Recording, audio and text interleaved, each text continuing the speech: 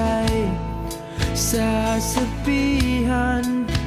Bukas ng alas 7 sa dating tagpuan, buo ang araw